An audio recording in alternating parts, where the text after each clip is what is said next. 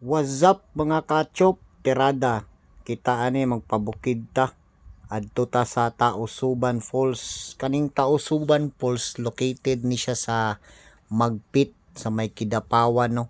So padulong na diya sa nakita ninyo urag tiilan na ni siya sa Mount Apo no. Nya lahi pod tong salig agko. So kana ni abot na dira. So mao na yang lugar oh.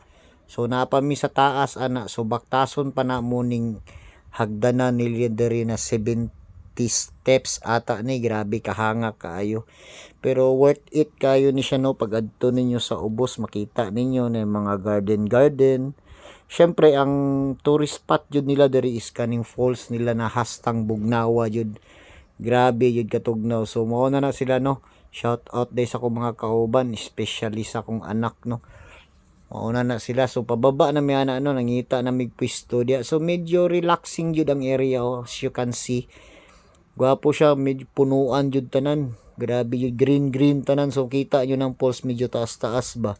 Grabe kanindot na area. Grabe lang jud kabugnaw ang lugar jud. So kami diyan nagalanganin pa mi maligo no kaya sa tugnawa jud, pero ana gay sila di man nimo ma-feel ang katugnaw, di nato testingan. So syempre ato nang testingan dia. So gipakita ra nako na sa inyo ano, grabe ka kusog jud oh. Nya hastang Bugnawa jud. The best jud, the best. Dia ligo na mi dia sa kong anak oh, shout out day sa kong anak no. Oh, ano na siya. Ulargahay na po na kong anak dia. So shout out day sa tanan ang tan-aw ari no.